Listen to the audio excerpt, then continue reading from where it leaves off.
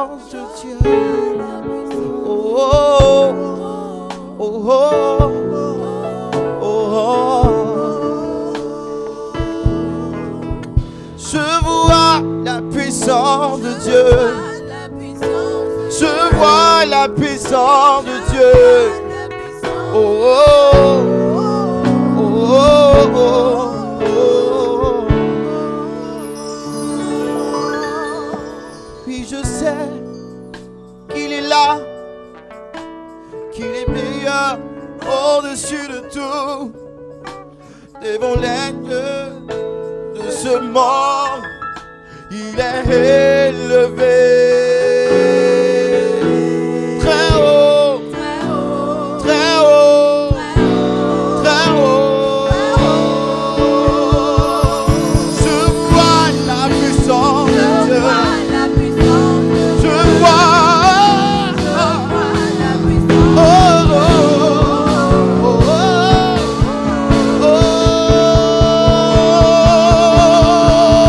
Je vois la puissance de Dieu. Je vois la puissance de Dieu. Oh, oh, oh.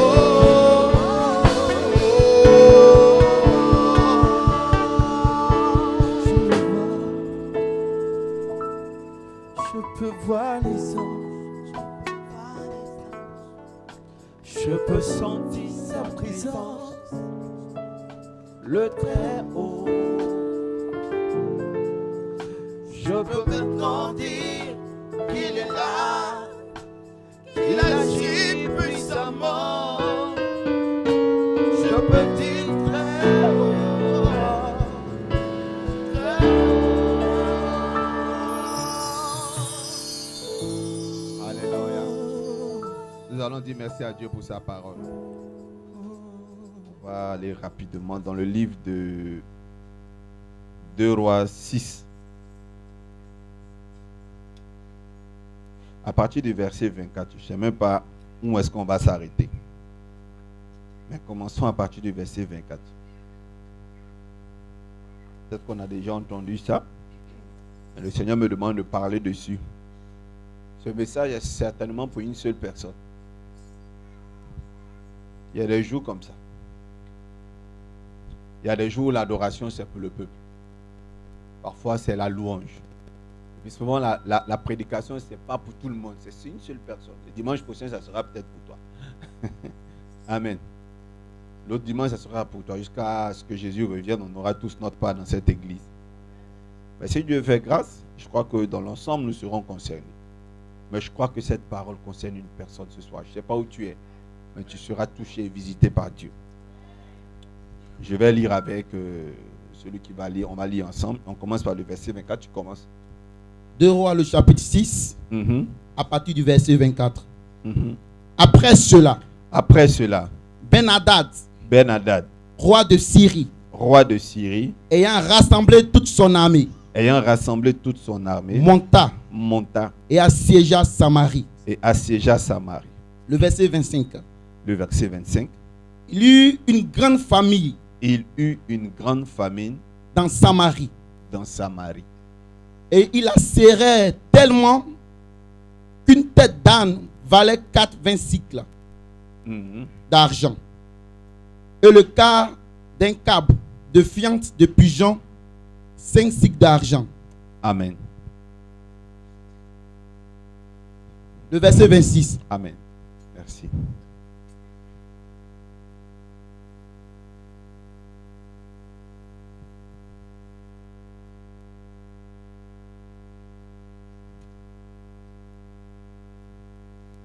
Je vais découper. Parce qu'il est écrit après cela Ben-Hadad. Moi, je vais dire tout simplement, je vais laisser après cela, je vais dire Ben-Hadad.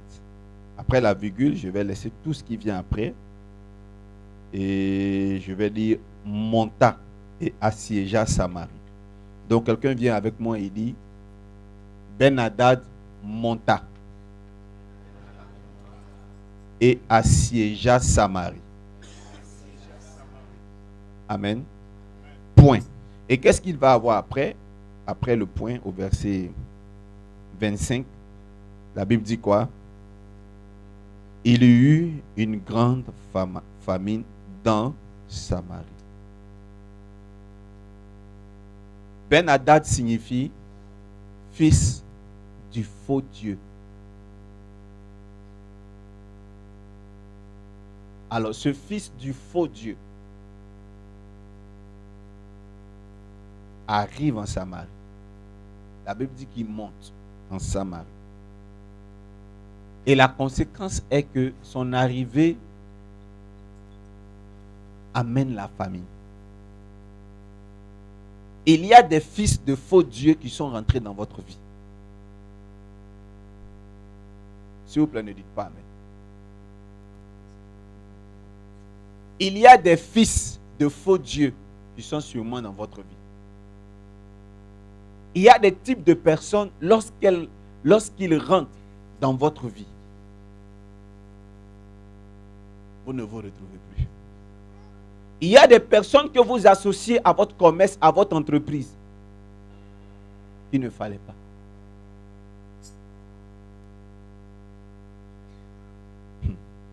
Aux États-Unis, j'ai eu l'occasion pour prier pour un Chinois dont la famille détient plusieurs centres de manicure, pédicure, les centres de soins.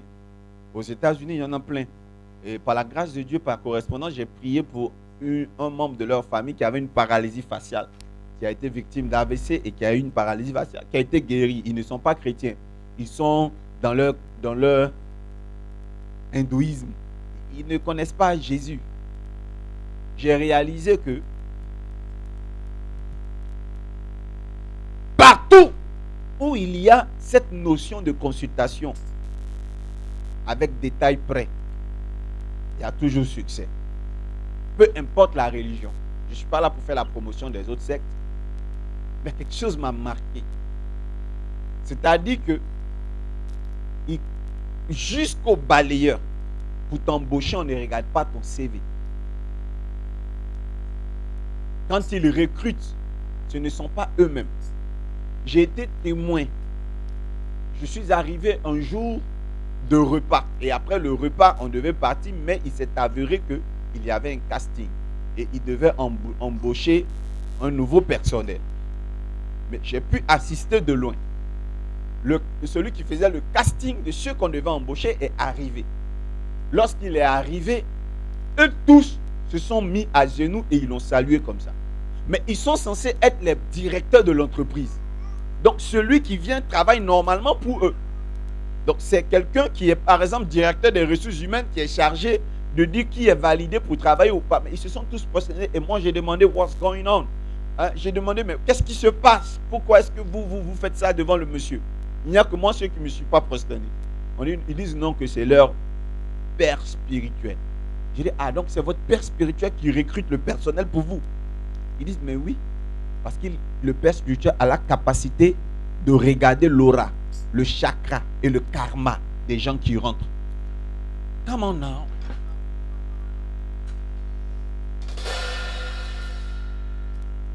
On ne réussit pas en vain dans ce monde. Oh, moi je me suis dit, je comprends pourquoi l'Afrique est vraiment pauvre. À part, à l'intérieur de l'Afrique, on sait qui n'est pas pauvre. Suivez mon regard. Ceux qui détiennent le monopole du commerce en Abidjan. Comment? Ceux qui ont beaucoup de baka. Ils commencent tout par la consultation. Yeah. Regarde, même leurs oncles là, quand ils veulent prendre une femme là, ils consultent. Parce que ça coûte cher. Ils ne prennent pas n'importe qui. Ils se disent que lorsqu'ils vont aller avec une femme, c'est des échanges de sécrétion. Si elle n'a pas un bon esprit, elle va lui communiquer la pointe, ses affaires ne vont pas marcher. Parfois, ils prennent même des jeunes filles là, à qui même ils ne font même pas bisous. Ils louent des appartements dans des garçonnières d'Abidjan. Elles sont dedans.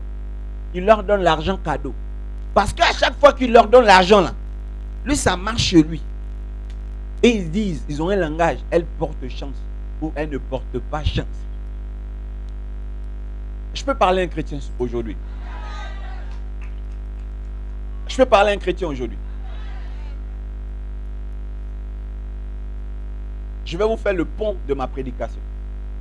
Lorsque Jésus-Christ devait naître, la Bible dit qu'il y avait 3 hommes qu'on appelle les mages.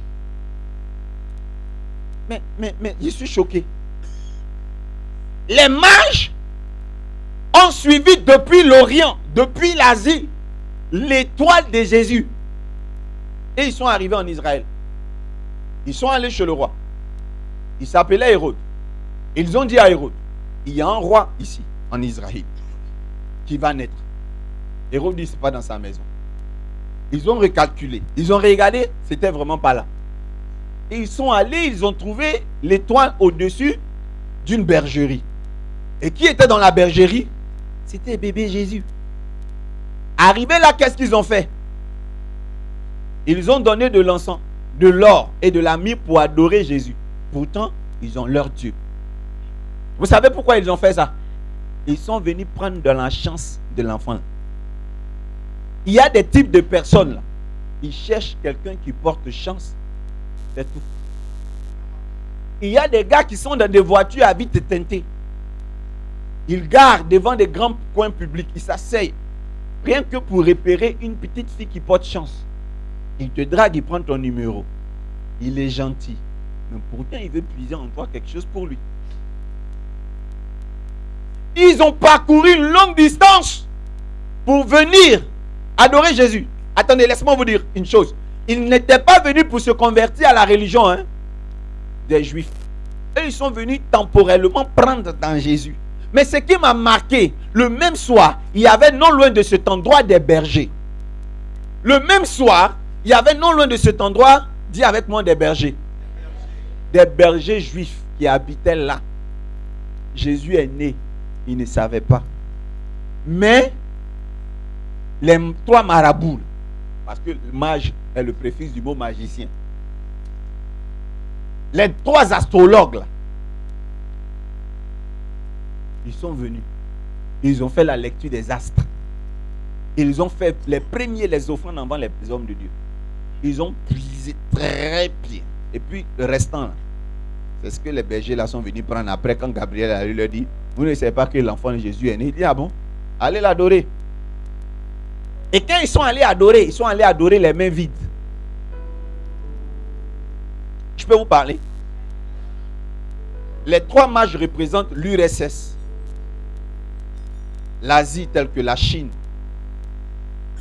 le Japon et les Émirats. C'est cet ensemble-là de nations qu'on appelait l'Orient. Aujourd'hui, regardez très bien. Après Hiroshima, Nagasaki, qui pouvait penser un jour que la Chine, le Japon seraient des pays premiers au monde dans la technologie, incontournables dans le nucléaire. Regardez l'Arabie Saoudite. Je vous donne Dubaï en 2000, en 95. Et puis regardez Dubaï aujourd'hui. Il n'y a même pas trop longtemps. D'ailleurs, même je vous donne l'image de Dubaï en 2000. Et puis on prend Dubaï aujourd'hui, 2017. C'est du désert au développement, haute technologie. La police roule là-bas dans les Lamborghini. La police roule dans des voitures de luxe. Police seulement. Le taxi que tu arrêtes là, un taxi comme ça, mais tu dis quoi? Si on m'avait dit, je n'allais pas croire. J'ai vu, j'étais dans un taxi, simplement un taxi que j'ai arrêté. C'est une voiture de luxe de près de 200 millions de francs CFA. J'étais dedans. Ça, ce n'est qu'un taxi. Quand tu rentres dans l'hôtel, mais c'est une technologie incroyable. Je vous ai dit la dernière fois que je suis entré dans ma chambre comme ça, tellement j'avais... C'est extraordinaire. Et la chambre a commencé à me dire bonjour, bon arrivé en plusieurs langues. Et puis je devais dire, je ne sais pas qu'est-ce que je devais dire pour que ça choisisse ma langue, mais quand tu entends ta langue, tu dis oui, c'est ça. Vous croyez que quoi?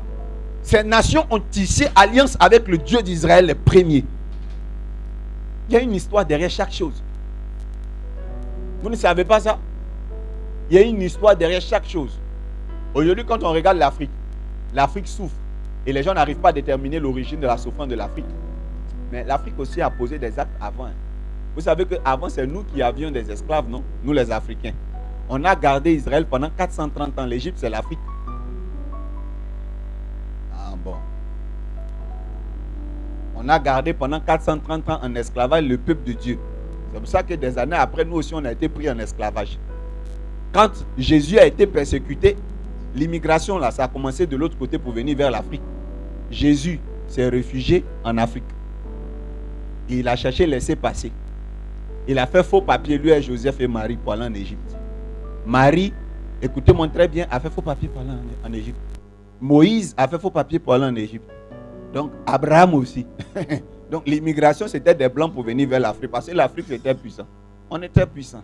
On a dominé le monde. Maintenant, c'est autour. C'est tontine. Je suis docteur de la loi. Je suis docteur de la parole de Dieu. Je vous enseigne. Non, c'était juste une parenthèse. Une parenthèse. Je veux dire que les gens sont venus adorer Jésus parce qu'ils ont la lecture de l'étoile. Ils voient dans l'étoile, ils sentent et puis ils viennent prendre les bénédictions. Ben-Hadad, fils du faux Dieu, est rentré en Samarie. Quand il rentre, la famine arrive. On vend les animaux qu'on ne pouvait pas manger hier. Le totem de Samarie, tête de l'âne. Il mangeait ça après de combien de... La tête seulement coûtait environ 600 000 francs CFA. Et la Bible dit la fiente de pigeon. Fiente de pigeon. Quelqu'un peut me dire ça en ivoirien? C'est quoi? Caca de pigeon. Ne mettez pas ça dans les films. Caca de pigeon. Tellement la galère est rentrée en Samarie. À cause de qui? À cause de l'arrivée de Ben-Hadad. Il est venu puiser dans la Samarie, prendre tout, presser le jus. Ils sont là. Il n'y a plus rien. Il rentre dans ta vie, tu ne te retrouves pas. Et j'ai aimé mes enfants là. Je me suis rendu compte que eux, l'affaire de Jésus, tout ça ne les intéresse pas. Hein. Moi, je devais prier pour que leurs frères guérissent, mais eux-mêmes, les ont leur gourou. C'est lui qui choisit qui doit travailler dans l'entreprise. Ou bien même si vous avez fini de choisir, ils sont tous assis. Et puis le monsieur vient comme ça.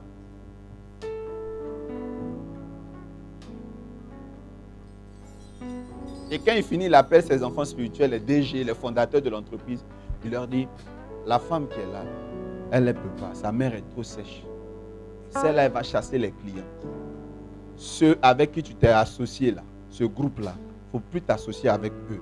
Depuis qu'ils sont rentrés dans ton affaire ne marche plus.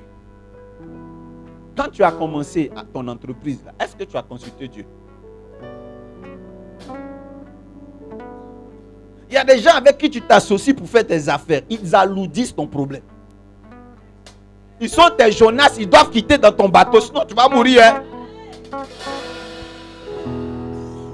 Tu es bonne de cœur. Mais il y a des gens pas gentillesse que tu héberges là. C'est le commencement de tes problèmes. Tu ne pourras plus payer ton loyer. Hein? Ça, moi, je te dis la vérité. Hein?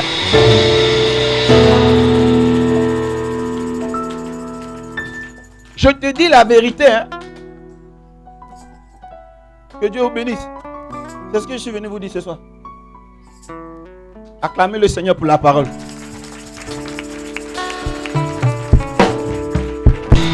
Merci Seigneur.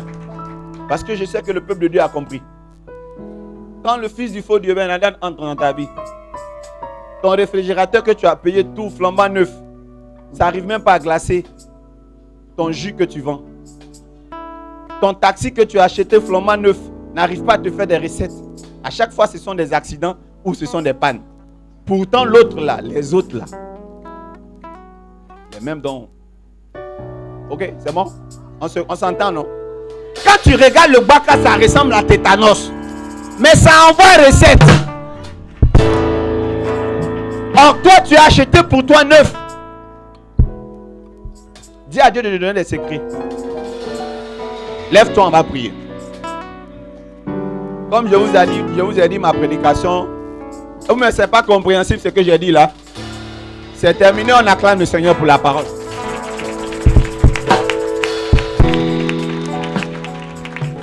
Je veux parler dans l'âme d'une personne ce soir. le fils du faux Dieu est rentré dans la famille de quelqu'un, je veux tuer ce fils du faux Dieu. Il y a un esprit qui a créé la zizanie dans ta vie. Un démon qui a séché ta chose.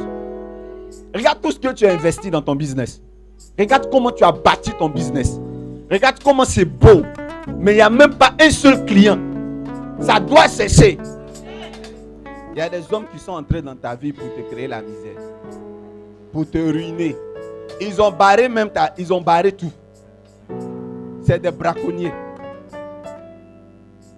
Il ne veut pas que tu sortes. Il est jaloux, mais il est avare. Il te frappe, il mène dessus. Tu n'as pas de vie, il n'achète rien pour toi. Tu es là. Et il refuse que tu te prostitues.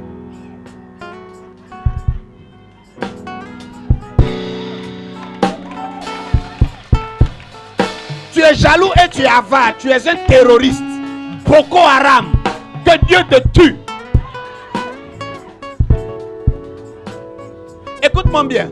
Ce que je veux te dire là. Ce que je veux te dire. Il y a des gens que le diable envoie dans ta vie pour te retarder. C'est les Ben Hadad. Dis je refuse. Je refuse Ben Hadad dans ta vie. Je refuse Ben Hadad dans ta vie. Je refuse le fils de faux Dieu. Je refuse celui qui est venu créer la misère. Je refuse celui qui est venu créer la pauvreté. Je suis oh Makatarababa, je le refuse.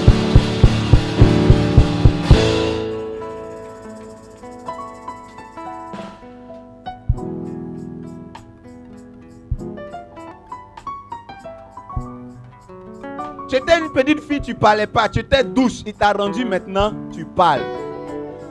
Il t'a tellement agressé que maintenant il a fait sortir l'animal là. Tes parents ne te reconnaissent plus, tu es devenue arrogante. Quand un homme t'approche, tu es devenue arrogante. Un homme est venu te changer, tu n'étais pas comme ça. C'est Ben Hadad, je te promets que tu n'étais pas comme ça. Ben Hadad t'a changé, Ben Hadad t'a transformé. Avant, tu avais la main sur le cœur. Tu aimais beaucoup mettre l'argent dans la poche pour donner. Mais les gens t'ont tellement trahi que tu ne sais plus donner. Mais tu te méfies avant de donner. C'est des Ben Hadad qui ont fait ça. Il y a des gens qui sont rentrés dans ta vie et qui t'ont transformé. Ils ont changé ton cœur. Ils ont oh mama. Yaya, je te demande pardon.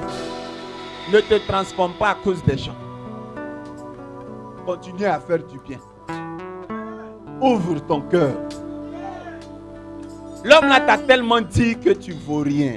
Tu es vilaine. Que tu ne te fais même plus confiance.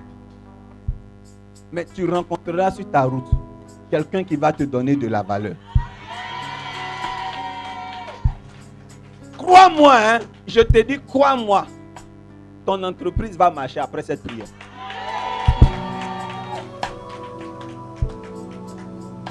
Depuis que vous êtes ici, vous ne faites que entendre des témoignages. Soyez bénis.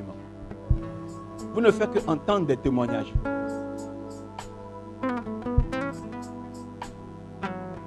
Depuis que vous êtes ici, là, Dieu exauce l'homme de Dieu que je suis. C'est pas parce que je suis fort, hein. Je suis un homme faible comme toi. Mais c'est parce que Jésus nous aime. C'est devenu son besoin que nous soyons exaucés.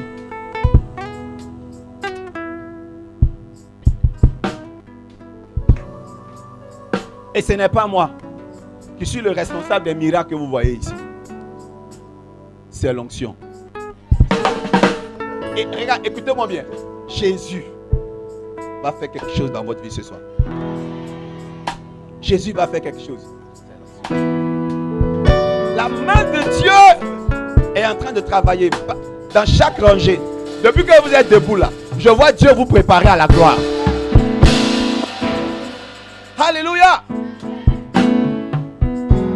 L'élévation arrive sur ta vie. Je crois.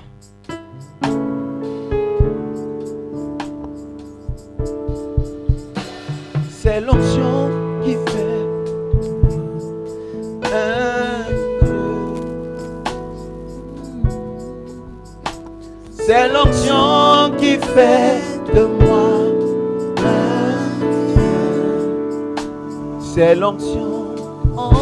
C'est l'onction qui fait de moi un Dieu. C'est l'onction. C'est l'onction qui fait de moi un Dieu. C'est l'onction.